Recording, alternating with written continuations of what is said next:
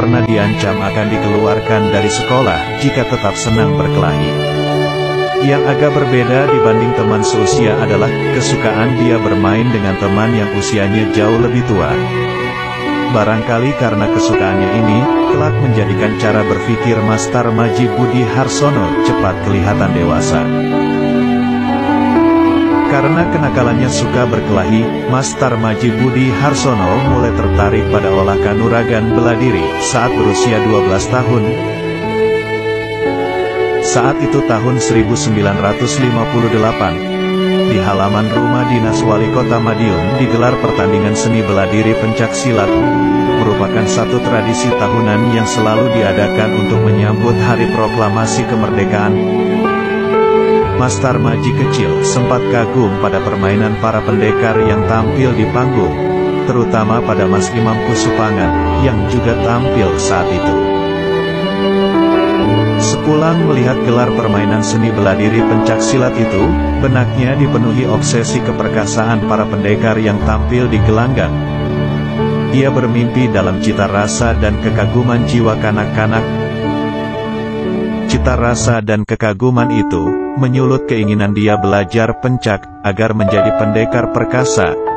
Sosok pendekar sakti sekaligus juara, persis seperti yang tergambar dalam benaknya. Kebetulan tidak jauh dari rumahnya, tepatnya di Paviliun Kabupaten Madiun ada latihan pencak silat Persaudaraan Setia Hati Trate, yang mana dilatih langsung oleh Mas Imam Kusupangat.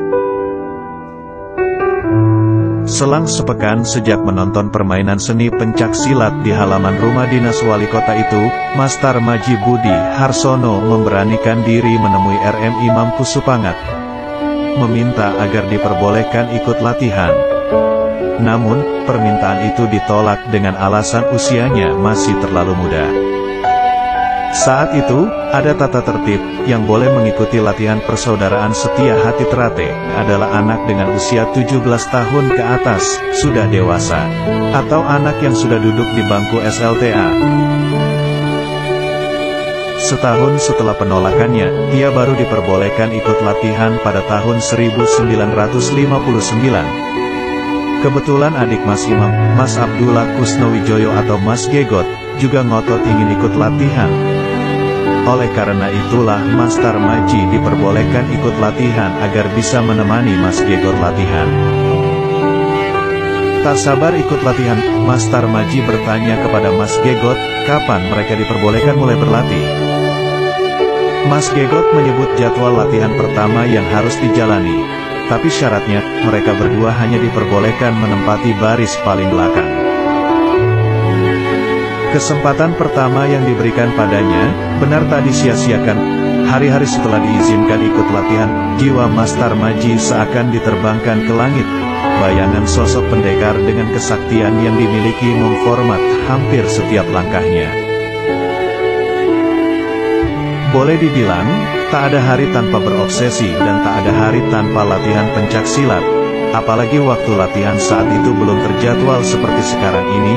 Kadang siang hari, kadang sore, kadang malam hari sampai fajar, dan kadang nunggu sepulang Mas Imam Kusupangat kerja. Satu hal yang cukup mendukung kelancaran jadwal latihan Mas Tarmadji, selain Mas Gegot teman akrabnya, adalah kedekatan tempat tinggalnya dengan Paviliun Kabupaten Madiun. Rumah keluarganya hanya terpaut sekitar 200 meter arah barat dari paviliun. Tak berlebihan, jika setiap hari ia bermain di paviliun dan setiap pukul 13 waktu Indonesia Barat, ia dan Mas Gegot setia menunggu kepulangan Mas Imam di beranda paviliun. Begitu melihat Mas Imam pulang, ia langsung menyalami dan bersabar menunggu sang pelatih makan siang. Kadang harus bersabar pula menunggu cukup lama, karena Mas Imam perlu istirahat selepas kerja. Berhari-hari, berbulan-bulan hingga bertahun, ketekunan dan kesabaran serupa itu dilakukannya. Obsesinya hanya satu, ia ingin menjadi pendekar setia hati Trate. Seorang pendekar baginya adalah seseorang yang bukan saja menguasai ilmu bela diri tetapi juga mengerti hakikat kehidupan. Ia ingin tampil menjadi sosok manusia seutuhnya, manusia yang cukup diperhitungkan, menjadi teladan bagi sesama. Jalan itu kini mulai terbuka, dan Mas Tarmaji tidak ingin menyia-nyiakannya. Ketekunan dan kemauan kerasnya itu, menjadikan Mas Imam menaruh perhatian penuh padanya. Itu ditunjukkan dengan seringnya dia diajak mendampingi beliau melakukan tirakatan ke berbagai tempat. Kendati saat itu masih siswa dan belum disahkan. Dari pavilion ini, Mas Tarmaji kecil, selain belajar pencaksilat, ia juga mulai menyerap ajaran tata krama pergaulan dalam lingkup kaum ningrat, satu tatanan pergaulan kelompok bangsawan Prakadipaten pada zamannya. Pergaulannya dengan Mas Imam ini, membuka cakrawala baru baginya. Mas Tarmaji yang lahir dan berangkat dari keluarga awam, sedikit demi sedikit mulai belajar tata krama rutinitas hidup kaum bangsawan. Dari tata krama bertegur sapa dengan orang yang usianya lebih tua, bertamu, makan, minum, hingga ke hal-hal yang berbau ritual. Misalnya olah rasa latihan mempertajam daya cipta atau laku tirakat. Dalam istilah lain sering disebut sebagai tapa brata. Pada suatu malam, tepatnya sepekan sebelum Mas Tarmaji disahkan, Mas Sutomo Mangkujoyo datang ke rumahnya. Padahal saat itu malam sudah larut dan ia sendiri mulai beranjak tidur. Mendengar suara ketukan di pintu, ia pun bangkit, membukakan pintunya. Lah sempat kaget saat mengetahui yang datang adalah tokoh persaudaraan Setia Hati Terate.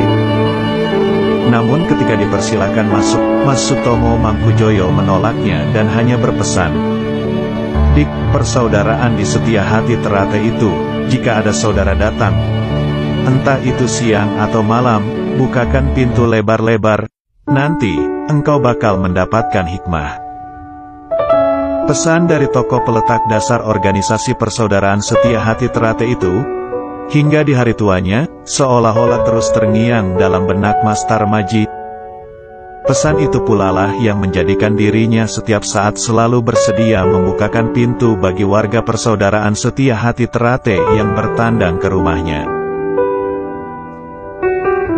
Setelah berlatih selama 5 tahun, yakni pada tahun 1963, Mas Tarmaji Budi Harsono disahkan oleh Mas Imam Kusupangat menjadi pendekar persaudaraan Setia Hati Terate tingkat 1, bersama dengan Sudiro, Sudarso, Bibit Sukadi, Sumarsono, Sudipyo, Bambang Tunggul Wulung dan RM Abdullah Kusnowijoyo. Salah satu pesan yang selalu ditekankan Mas Imam Kusupangat setiap kali mengajak Mas Tarmaji melakukan tirakatan adalah, jika kamu ingin hidup bahagia, kamu harus rajin melakukan tirakat, disiplin mengendalikan dirimu sendiri, dan jangan hanya mengejar kesenangan hidup. Jika kamu hanya mengejar kesenangan, kamu akan terjerumus ke lembah kesengsaraan. Sebaliknya, jika kamu rajin berlatih mengendalikan hawa nafsu tirakatan, kelak kamu akan menemukan kebahagiaan. Ingat, sepiro gedening sengsoro, yen tinompo amung dadi cobo.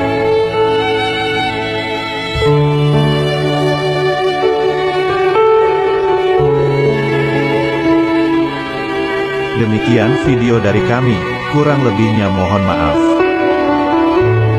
Cukup sekian dan terima kasih.